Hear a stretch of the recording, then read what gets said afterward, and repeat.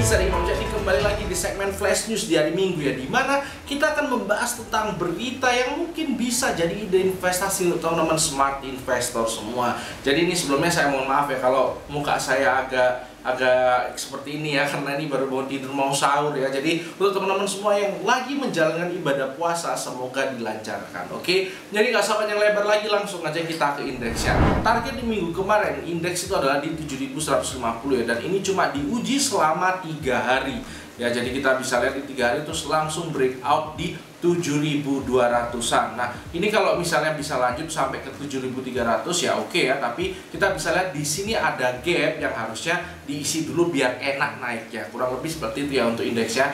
Lalu kita akan ngomongin tentang pergerakan asing selama 1 minggu kemarin di bursa kita itu cukup baik ya. Jadi regular market itu net buy sekitar 3,2 triliun, masih sangat optimis. Lalu apa saja saham-saham yang paling banyak dibeli dan dijual oleh asing? Kita bisa lihat di all market selama 1 minggu kemarin yang paling banyak dibeli oleh asing itu adalah BRI, Antam, Astra, BCA, dan IMTK.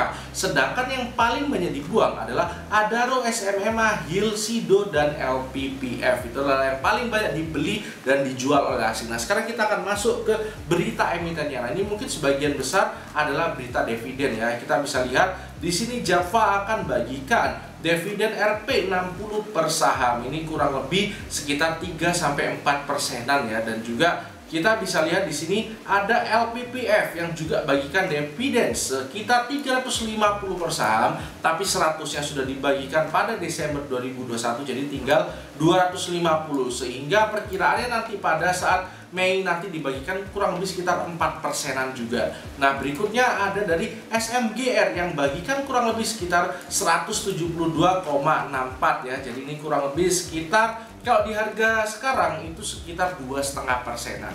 Berikutnya adalah United Tractor yang bagikan dividen sebesar 1.240, tapi sama kayak LBBF, sebagian sudah dibagikan, jadi tinggal 905 aja yang dibagikan. Ini kurang lebih sekitar 3%-an juga. Nah, berikutnya ada dari Prodia bagikan sekitar 397,8 per saham. Nah, ini cukup besar ya, ini agak besar. Prodia dengan harga 7.000-an ini berarti sekitar kurang lebih ya 5%-an lah, sampai 6%-an, kurang lebih seperti itu. Itu untuk berita-berita dividennya. Berikutnya ada dari Adikarya. Adikarya mau rencana right issue ya. Jadi right issue di sini nih mau menerbitkan saham baru. Intinya ya kita bisa lihat ya, kalau misalnya right issue itu seperti apa di saham-saham yang lain. Kalau misalnya penggunaannya tidak tepat, itu biasanya menimbulkan sentimen negatif ya, karena ada dilusi dan segala macam. Tapi kalau penggunaan uangnya tepat ya, kita bisa lihat right issue dari BRI yang menurut saya cukup sukses dan harganya naik sampai sekarang.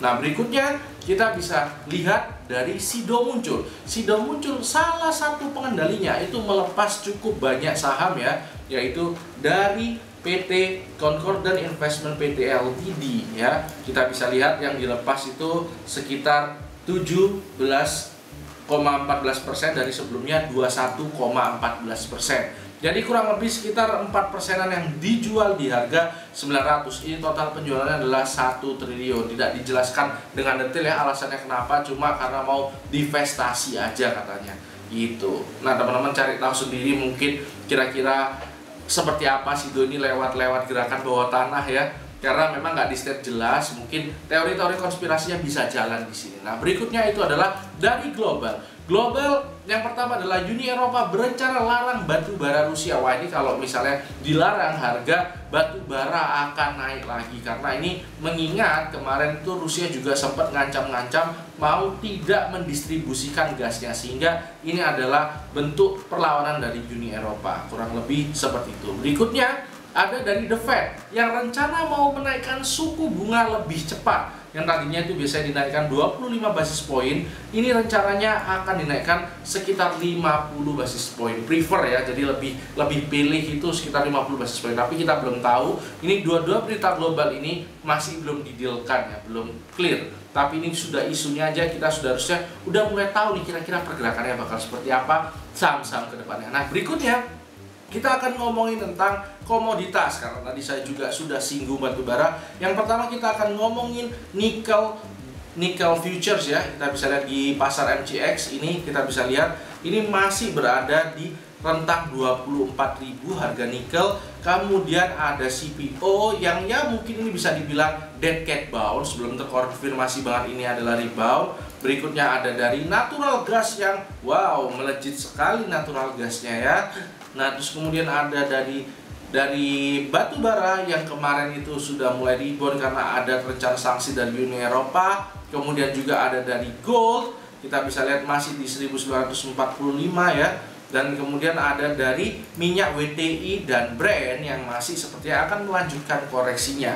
Nah, kurang lebih seperti itu untuk komoditas. Berikutnya dari Bitcoin. Bitcoin kemarin karena berita The Fed yang mau naikkan suku bunga agak cepat terkontraksi ya Bitcoinnya, BTC USD turun ke 42.000 selama 1 minggu kemarin. Nah, itu aja berita minggu ini. Semoga ini bermanfaat untuk teman-teman semua. Singkat tapi teman-teman bisa dapat informasi yang harusnya cukup jelas dan bisa dapat ide investasi dari sini. Oke, itu aja karena hidup harus seimbang. Tetap cerdas, tetap sehat.